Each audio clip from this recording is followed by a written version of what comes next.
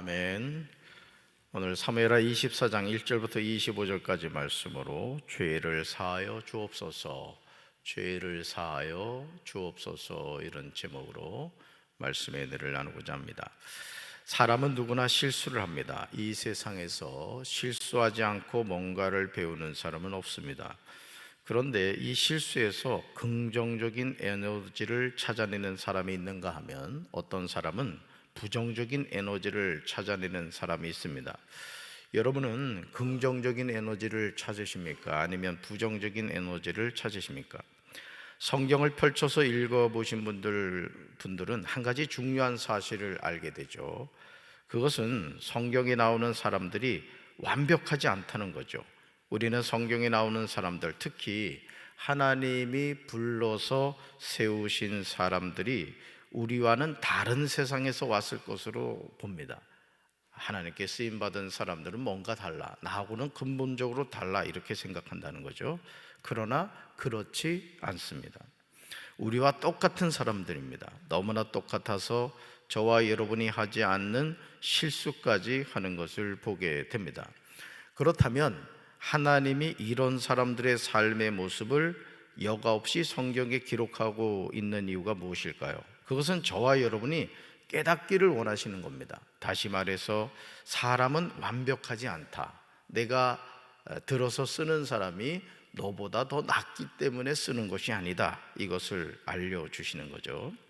사무엘하 24장은 다윗이 이스라엘 인구조사를 하는 내용이 나옵니다. 그냥 평범하게 느껴질 수 있는 내용이죠. 아니, 한 나라의 왕이 인구조사하는 게 뭐 크게 문제가 되겠습니까? 자, 그런데 21절을 보시면 우리 생각과 다른 것을 보게 됩니다. 다윗이 인구조사를 한 것이 얼마나 하나님 앞에 잘못되었는가를 알게 되는 거죠. 1절을 세 번역으로 보시면 더욱 이해하기가 쉽습니다. 하나님이 다시 이스라엘에게 진노하셔서 백성을 치시려고 다윗을 부추기셨다는 거죠. 그러면서 너는 이스라엘과 유다의 인구를 조사하여라. 여러분, 인구조사를 하는 것이 무슨 큰 문제가 되기라도 한단 말입니까? 사무엘하 24장 3절에서 이 질문에 대한 대답이 요압을 통해서 나오는 것을 보게 됩니다. 왜 이 인구조사가 잘못된 것인가? 개역 개정판으로 내용을 보시면 뭐 그냥 평범하게 느껴질 수 있는 내용이에요. 그러나 현대어 성경을 통해서 보시면 지금 다윗이 요압에게 내리는 명령에서 무엇이 문제가 되는지가 명확하게 나옵니다. 우리 말씀 현대어 성경으로 3절을 같이 읽습니다. 그러자 요압이 항해하고 나섰다. 임금님의 하나님 여호와께서 이 백성을 번창하게 도와주셔서 이 백성이 지금보다 100배나 더 많아지기 원합니다. 임금님의 살아생전에 그런 일이 이루어졌으면 좋겠습니다. 그러나 나의 주 임금님이시여, 지금 무엇 때문에 그런 일을 하시렵니까? 전쟁이 언제 우리 군대의 수가 많고 적음에 따라 결정되었습니까? 아멘. 지금 요압이 다윗 왕에게 하는 말이 얼마나 두렵고 떨립니까? 전쟁이 언제 우리 군대의 수가 많고 적음에 따라 결정되었습니까? 무슨 말입니까? 이스라엘이 이제까지 전쟁에서 승리할 수 있었던 이유는 군대의 수가 아니라 뭐에 달렸다? 하나님께 달렸다, 이 뜻이죠.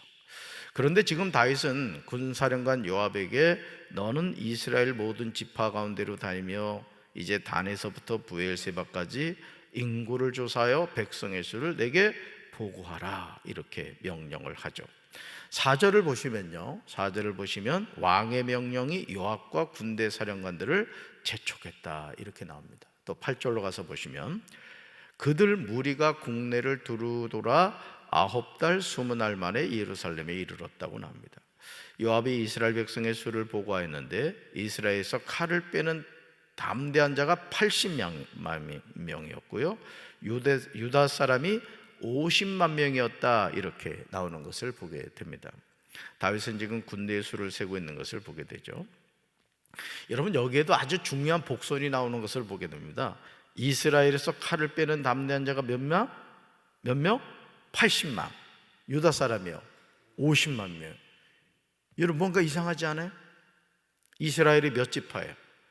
12지파죠. 근데 이스라엘에서 80만, 유다에서 몇만? 50만. 이제 나머지 지파들이 자꾸 이제 약해져 가고 있는 것을 보게 되죠. 이제 유다 지파를 중심으로 이제 하나님의 역사가 새롭게 써지는 것을 보게 됩니다. 사랑하는 성도 여러분, 오늘 우리도 이런 잘못을 범하고 있지 않습니까? 이제까지 하나님이 내 삶을 인도해 주셨는데, 이제까지 하나님이 우리 가정을 이끌어 주셨는데 그 사실을 잊어버리고 내가 애쓰고 수고해서 이만큼 되었다고 생각하지 않으십니까? 왜 그럴 때 있잖아요, 그죠? 가난하던 시절을 지나오면서 그래도 이제 목구멍에게 풀칠, 뭐 흔히 우리 어른들로 표현을 합니다만은 목구멍에 뭐 풀칠하게 되었다, 이제 먹고 살만하게 되었다, 그런 뜻이잖아요. 그러면서 하나님이 돌봐주셨다는 그 사실, 그 은혜를 잊어버리고 하나님은 뒤로 쓱 밀어버리고 내 자신이 앞으로 쓱 나가는 거죠. 그래도 내가 참 열심히 살았지, 하나님을 잊어버리는 그런 삶을 살고 있지 않느냐라는 것이죠. 사무엘하 24장 10절에서 다윗은 백성을 조사한 후에 그의 마음에 뒤늦은 자책을 합니다. 다윗은 하나님께 이렇게 회개하죠. 자신이 이 일을 행함으로 큰 죄를 범하였다. 자신이 이 일을 행함으로, 일이 뭐예요? 인구조사하는 거예요. 정확하게 말하면 군대의 숫자를 센 겁니다. 군대의 숫자. 그러니까 여러분, 오늘 우리가 하나님을 섬김에 있어서 이런 죄악된 행동을 부지불식간에 하는 겁니다. 부지불식간에. 그러니까 여러분, 교만이라는 것은요, 교만하고 오는 게 아니에요. 나는 겸손하다고 생각했는데 어느 순간 교만 마귀가 쑥 들어가 가지고 하나님을 인정하지 않는 그런 삶을 살게 되죠. 자신이 일을 행함으로 큰 죄를 지었다고, 범하였다고 회개합니다. 그러면서 이제 종의 죄를 사하여 달라고 간구합니다. 왜냐하면 자신이 심히 미련하게 행하였다는 거죠. 얼마나 안타까운 장면입니까? 다윗은 순간 교만해진 거예요. 그러니까 여러분들이 항상 신앙생활을 할 때 이걸 놓치면 안 됩니다.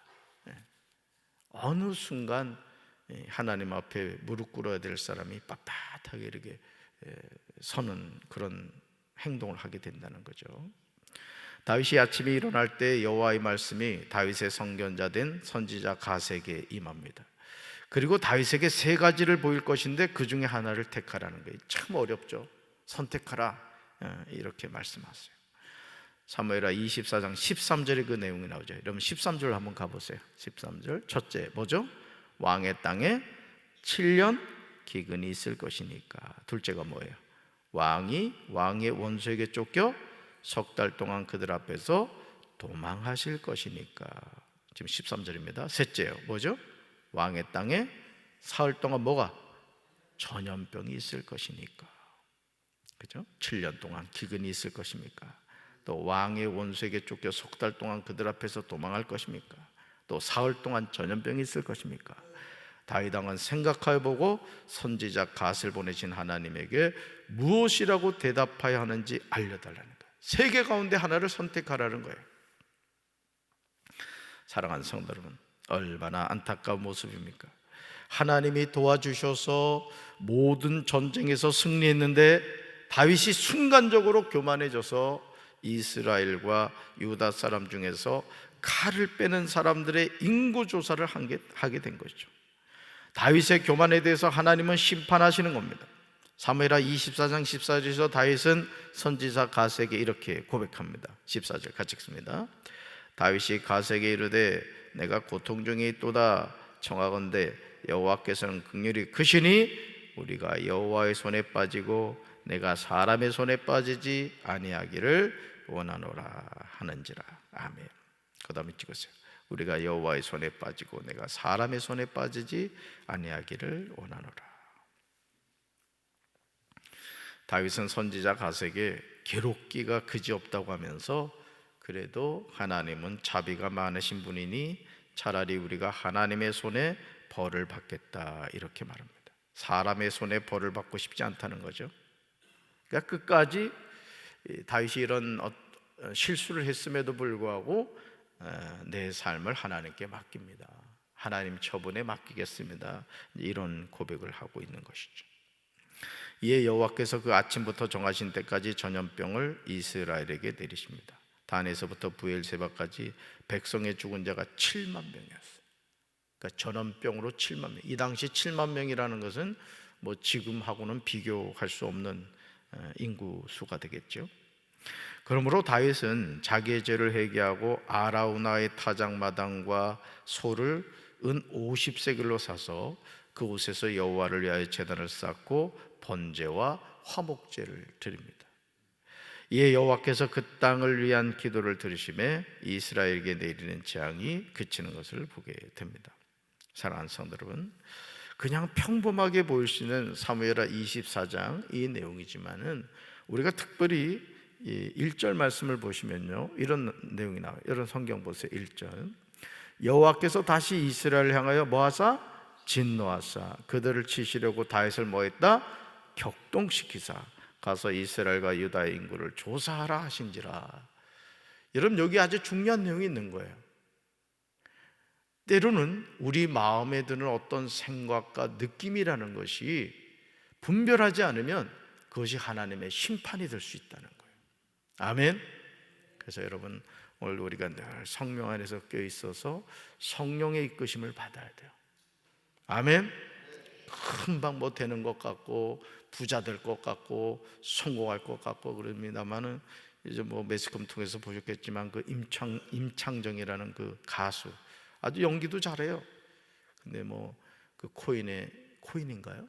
맑은 거 뭐 어디 투자했다가 지금 뭐 60억 뭐 빚을 졌니 뭐 그런 얘기를 합니다만은, 어쨌든 저는 우리 사랑하는 성도 여러분들이 이 탐심의 노예가 되지 말고 정말 여러분 스스로가 하나님이 주신 복을 누리며 살아가는, 늘 겸손하게 하나님과 동행하는 삶을 사시기를 주님의 이름으로 축원합니다. 가슴에 손 얹읍시다. 하나님 아버지, 왕이 인구 조사를 할 수 있다고 우리는 생각합니다. 그러나 그것이 하나님의 주권을 침해하는 잘못된 판단이고 결정이었음을 오늘 우리는 말씀을 통해서 깨닫게 됩니다. 주님, 기돈의 300용사를 통하여 하나님이 미디안의 손에서 이스라엘 백성을 구원하여 내신 것처럼, 오늘 우리가 이 세상을 살아갈 때 우리가 승리하는 비결이 군대의 숫자에 있는 것이 아니라 하나님을 향한 믿음에 있음을 믿습니다. 다윗이 인구조사를 함으로 7만 명이나 무고한 이스라엘 백성들이 죽었습니다. 전염병으로 죽었습니다. 오늘 코로나 팬데믹을 경험한 우리가 오늘 이 전염병의 문제 앞에서 다시금 겸손을 찾게 도와주시고 우리의 생명이 하나님의 손에 있음을 깨달으며 하나님과 동행하며 하나님께 예배드리는 삶을 살아갈 수 있도록 주여 도와주옵소서. 주님 앞에서는 그날까지 늘 겸손하게 도와주시고 하나님의 은혜 가운데 살아가는 우리 사랑하는 성도들 되게 하옵소서. 예수님 이름으로 간절히 축복하며 기도합니다. 아멘.